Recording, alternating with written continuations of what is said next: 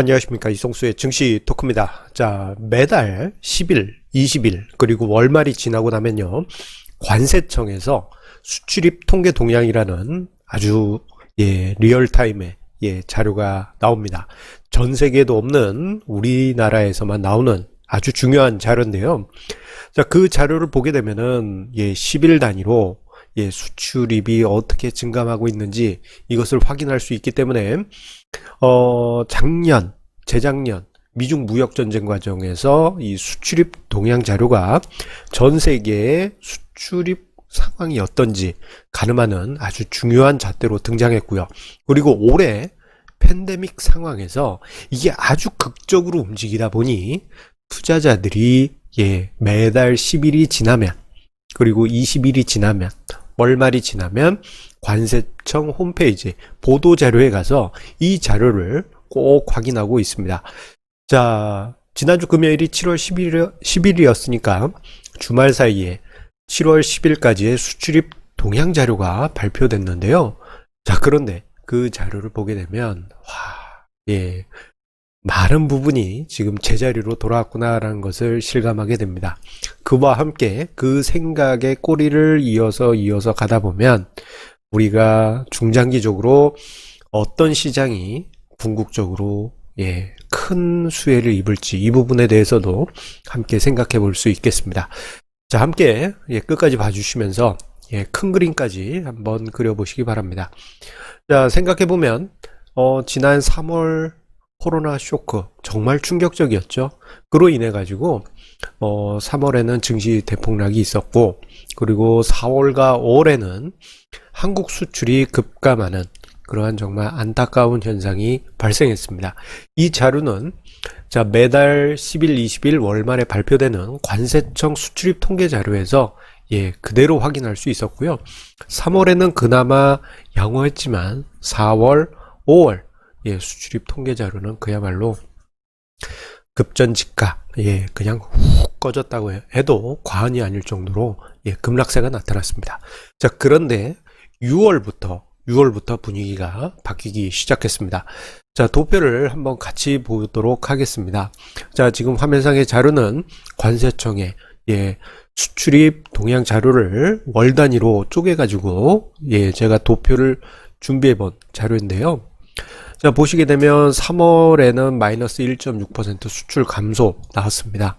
자, 그런데 자, 이 관세청 자료를 토대로 해서 만든 이 도표를 보시게 되면은 4월에 수출이 폭락했고, 자, 5월 달에도 20%대의 수출 감소, 전년 대비 수출 감소가 발생하면서 5월까지 수출이 발목을 잡는 그러한 상황이 나타났습니다.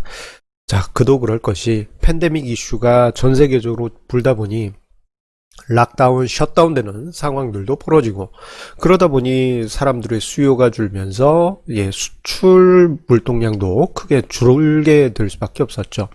자, 그런데 5월부터 해서 턴어라운드 조짐이 나타나기 시작하더니 6월 달에는 아주 강하게 턴어라운드 하면서 4월, 5월 20%대의 수출 감소에서 6월 달에는 10%대의 수출 감소로 바뀌었고요. 그리고 7월 1일부터 해서 10일까지 지난 10일 동안 발생한 수출 성과는요, 전년 동기 대비해서 1.7% 감소한 수준으로 크게 개선이 됐습니다. 이거 아주 극적인 개선이에요. 자, 우리가 생각해보면 이번에 팬데믹 이슈로 인해서 올해 내내 수출이 두 자릿수의 급감 상황이 발생할 것으로 예상했는데 그게 아니었죠. 생각보다 매우 빠르게 수출이 회복되는 그런 모습이 나타나게 됐습니다. 자, 저 수출 증감이 중요한 이유 중에 하나는요, 자, 우리나라 상장사들의 실적을 볼 때 저 수출 증감률의 한 절반 정도가 실제 매출액 증감률에 어느 정도 반영이 됩니다. 제 경험치로 볼 때 예를 들어서 어떤 해 수출이 10% 증가했다 그러면 매출액이 시장 전체적으로 한 5% 증가하고, 반대로 수출이 한 10% 감소했다 그러면 전체적으로 매출이 5% 정도 감소하는 그러한 특징이 있는 것입니다. 자, 이러한 것을 감안해 본다면요, 자, 지난 4월에서 6월까지 그래도 두 자릿수의 수출 감소가 있었기 때문에, 자, 앞서 언급드린 대로 경험적으로 볼 때 수출 감소폭의 절반 정도가 상장사 매출액에 영향을 준다라고 감안해 보면은 2분기 때 상장사 전체의 매출 감소는 대략 한 10% 수준일 것으로 그렇게 추정을 저는 하고 있습니다. 그래서 2분기 실적은 대부분의 상장사들이 평균적으로 한 10%니까 심한 경우에는 20%대의 매출액 감소도 발생할 수 있고요. 이제 수출입 통계자료 이렇게 쭉 보게 되면 반도체 관련 쪽은 수출 타격이 그렇게 크지 않다 보니까 그쪽은 수출 감소, 매출 감소폭이 그렇게 크지는 않을 것으로 보이긴 합니다. 이러한 것을 감안해 보자면 어쨌거나 2분기 때 매출 감소는 두 자릿수가 불가피하고 자동차 섹터 같은 경우에는 4월과 5월에 수출이 이제 세부 항목으로 들어가 보면 반토막이 나 있다 보니까 자, 자동차 기업들의 2분기 매출은 생각보다 심한 타격이 있을 수 있겠죠. 자, 그런데 이런 점도 있습니다. 자, 2분기에 그 여러 가지 수출 감소가 6월 달에 급격하게 개선이 되는 분위기가 나타나면서 자, 자동차 섹터 같은 경우에는 전체 그 수출량이 생각보다 그렇게 심각하게 감소하지 않은 부분도 일정 부분이 있습니다. 기아차 같은 경우에는 상대적으로 승용차 수출 부분에 비해서 수출 감소폭에 비해서 상대적으로 양호한 부분도 있더라고요. 자, 이런 모든 것을 감안해 보면은 우리가 볼 때 2분기의 수출 감소에 대한 충격분은 이미 3월 증시에서 날카롭게 선 반영되었기 때문에 오히려 이 이후에 수출이 증가로 돌아서게 된다면 만약에 이제 20일 이후겠죠? 그 이후에 전년 대비 수출이 플러스로 전환되게 된다면 자, 모든 것은 완벽하게 제자리로 돌아온 상황이 되겠고 자, 원점에서 다시 출발하는 그런 분위기가 만들어지게 될 것입니다. 이게 뭐라 그럴까요? 자, 팬데믹 쇼크를 해서 무너졌다가 주식시장이 다시 제자리로 오고 뒤이어서 수출도 제자리로 돌아오고 있는 그런 과정으로 지금 볼 수 있는 것이죠. 자, 그런데 또 한편으로는 이렇게 생각하시는 분들 많이 계세요. 자, 이 이후에 2차 사이클 와서 또 가을 되면 또 난리 난다 이렇게 이제 걱정하시는 분들도 많이 계십니다. 이 부분 우리가 어떻게 보면 생활에서 이 부분은 염려하고 조심하고 그래야 되는 것은 사실이에요. 그래서 저 같은 경우도 개인 위생 철저히 하고 있습니다. 하루에 한 20번은 손 씻고 있습니다. 아마 예전 같았으면 결벽증이라고 할 정도인데 요즘 시대가 시대니만큼 깨끗하게 하고 다니고 있고 마스크도 꼭 착용하고 다니고 있어요. 자, 그만큼 삶에서는 생활에서는 주의를 하고 있는데요. 그런데 주식시장 관점에서 보자면 팬데믹 이슈는 이제 늘 옆에 있는 상수가 되어버렸습니다. 자, 옆에 계속 있어요.